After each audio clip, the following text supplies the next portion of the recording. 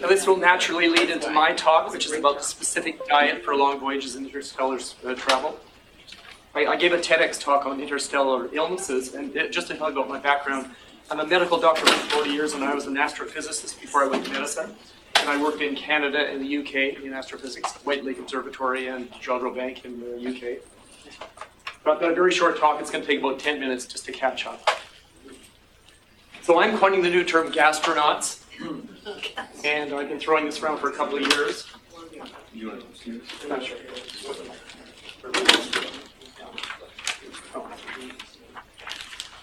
Anyway, this is very quick. Now, what I'm proposing is that we send BMIs of greater than 40 to Mars. No one will die of starvation. And people have never really given this much thought before because they say, well, they're going to be very unhealthy. But remember, gravity is in your favor when you're in space. You're not going to go with osteoporosis. You can start as an astronaut with maybe 180 pounds, but you'll go on a sumo wrestler diet for a year before you leave.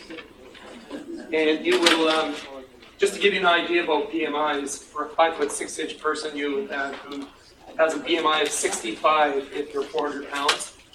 Now, you may sound this is ridiculous, but you got to remember we have an awful lot of applicants in North America that could fit into this category to get into space. So it's more efficient to pack your energy pre-stored as adipose tissue than it is to eat on your way to Mars or even interstellar.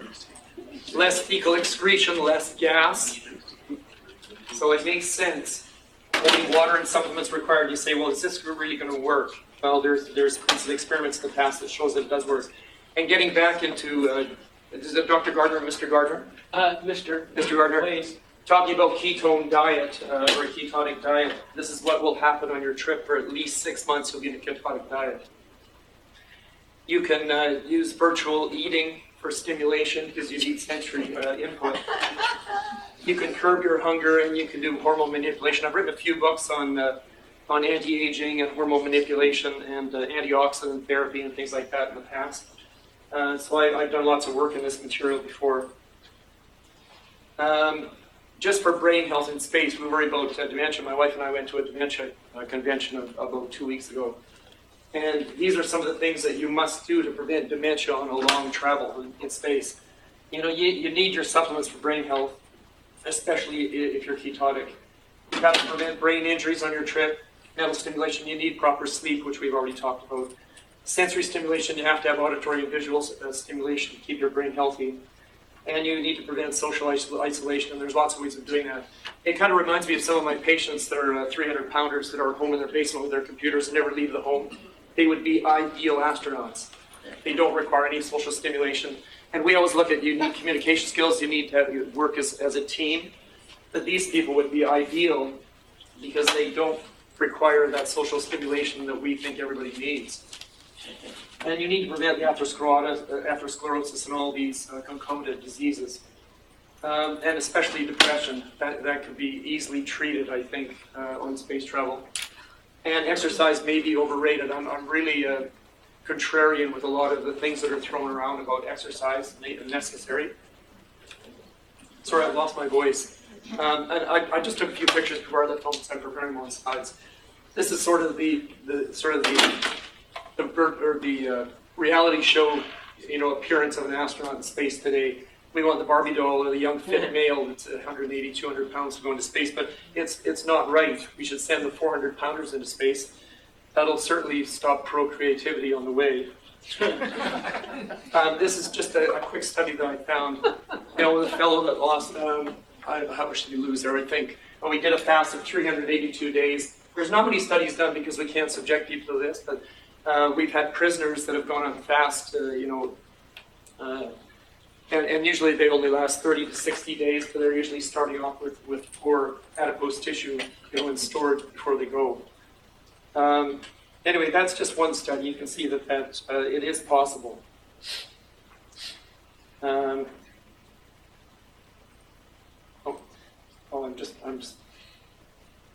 I'm not going to bother with this stuff. I think there's enough talk about this. Farming is precarious. Just a reminder, farming on these planets or in a space vehicle is precarious. So remember, the 400-pounder is going to survive. The 180-pounders are not going to make it. And remember, if the 400-pounder does die, there's a lot of material there that can be reused.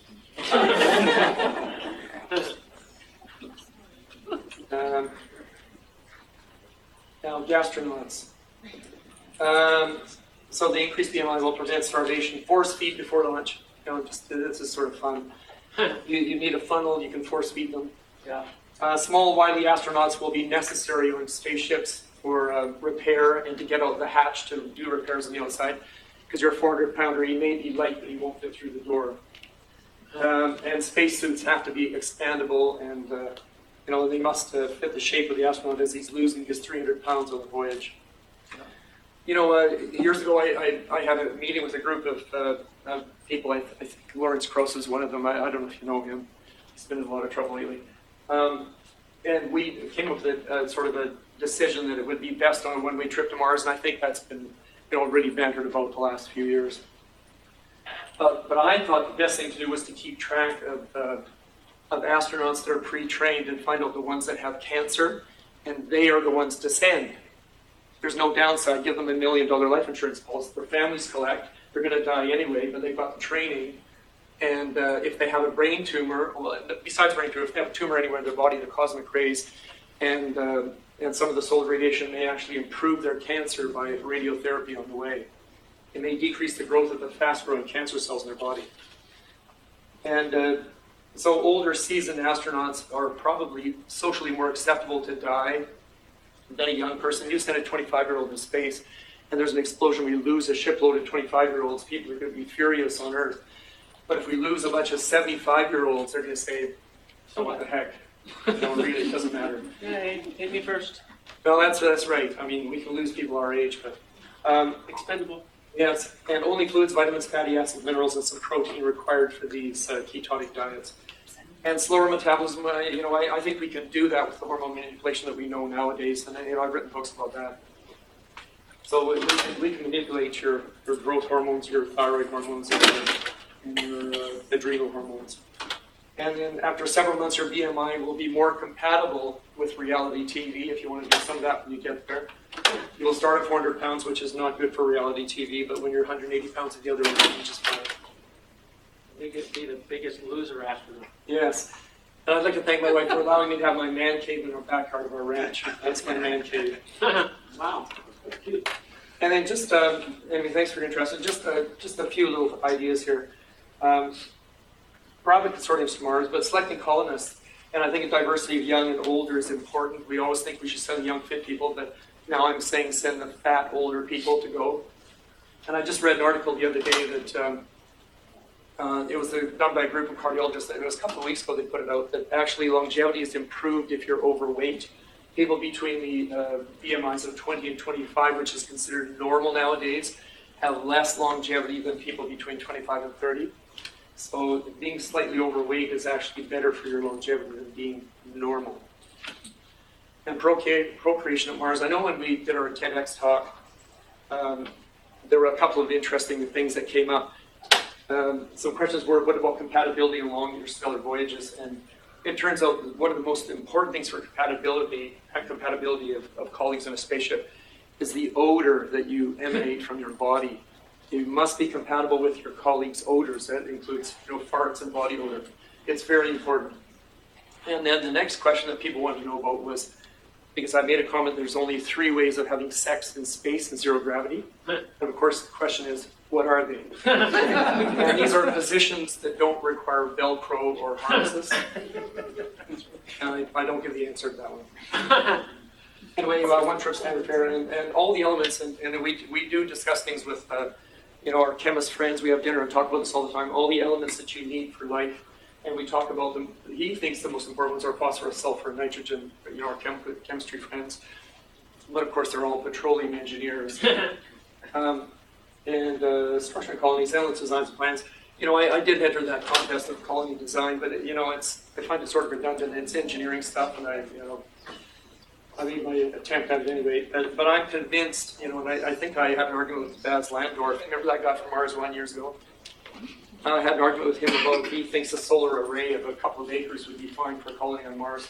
but he doesn't realize that, the Martian storms, which could put everybody at an end if it's a 60-day solar storm or a Martian storm. So it has to be nuclear fission. Anyway, that's all I have.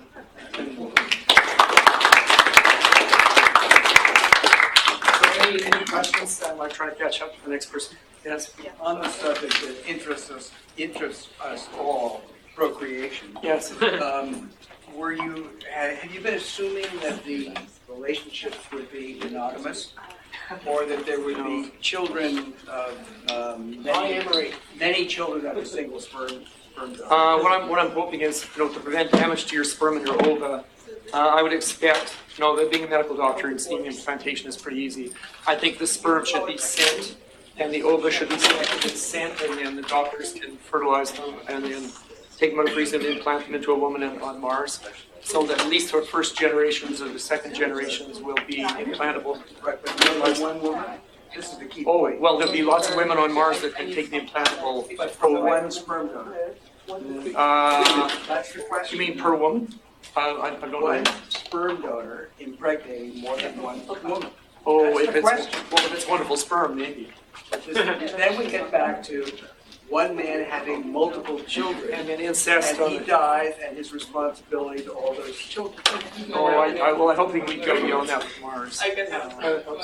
Yeah, I'm hoping we can go beyond that, go beyond religion, go beyond all this stuff with legal, father and mother of the children. I know it's going to be a problem. Don't bet on it. I know. It's going to be next to impossible. Any other questions quickly? Chuck? Yes? Dr. McLeod on the Planet McLeod. Yes, I was president of Planet McLeod until last year. I presume. Worldwide. Wonderful. That's why I'm I refer to Duncan McLeod. Oh, yes. And so have you computed into your initiating BMI the positive effect of ketogenesis on autophagy and recycling of all the internal? Well, I think autophagy is wonderful. If you're a quarter pounder, you want autophagy. And I don't see any downside of doing it. I think it's more advantageous to send the fat cells with you, loaded up, than for people to eat a regular diet on the way. All this stuff about what's a good diet for Mars for his trip, it doesn't make any sense. Why send all this wonderful food with them? They can eat virtually with goggles on, and they'll have nothing. They'll be eating cellulose and spitting it out, reprocessing and eating it again. Well, I got practice for that. Yes. Any other questions? Anything? We have time for more questions. Yeah, I got to ask the one question. Yes. As you give me Wall-E flashbacks, right, where everybody's in the chair and they're floating around, they can't Yes. move. How the hell are they going to move? What do you mean? In space? Yeah, I mean, just Quarter getting, pounders? I guess getting them into the, getting started with this. I think you kind of had in there, like, the Okay. joke I had was like, you got the livers and the doers, right? Yes. Then people are going to do stuff on the mission, Yes. and then they're going Yes. to die, and then the fat people will take over. Like, I Yes. don't know. What is the plan there? No, just remember, what is there to do on, say, a 6-month voyage? What is there to do on the ship? Keep yourself busy with what? Well, you're assuming that the Mental ship's going to stimulation. function well. Oh, I said there's going to be a couple of fit people maybe to do all the work. That's what I mean. Then they get there, and then I guess you'll get a natural experiment of whether or not They your might get hypothesis the was food correct. that goes with the ship. They might be the only ones getting the food.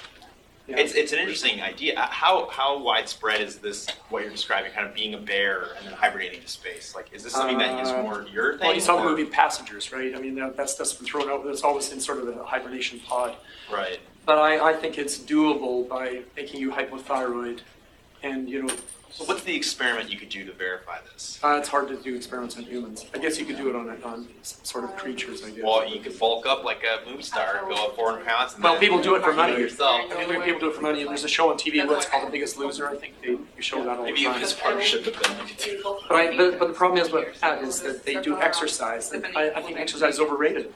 What does exercise do? It oxidizes your body. So really, just slow down, stop metabolizing, and just wait till you get there while you're useful. And you can metabolize your own fat. Do you have any concerns about sarcopenia? No, because you're going to be heavy when you started on Earth. Well, I mean, tissue loss, Um, protein loss, bone loss. Not really, no. No, I think, remember I did say protein supplement, maybe some protein supplement. Okay. But really I'm just thinking about taking carbohydrates for your fat cells. Yeah. So that's So all I'm worried about. so It's just energy. Proteins can't be stored, right? It's just energy to keep it going, like what do bears do? Like, well, they just load up carbohydrates and they hibernate. Yeah, that's So right. that's what I'm hoping for. People never talk about this. They talk about the standard stuff, about colonies, keeping fit, the diet, the exercise program for the ship, making sure you don't get osteoporosis. And, I mean, we've done these talks on And you interstellar illnesses. consider the mammalian diving reflex in order to initiate hibernation. Yeah. Anyway, it's a food for thought. Anyway, just don't think about it when you have the banquet tonight. Tonight.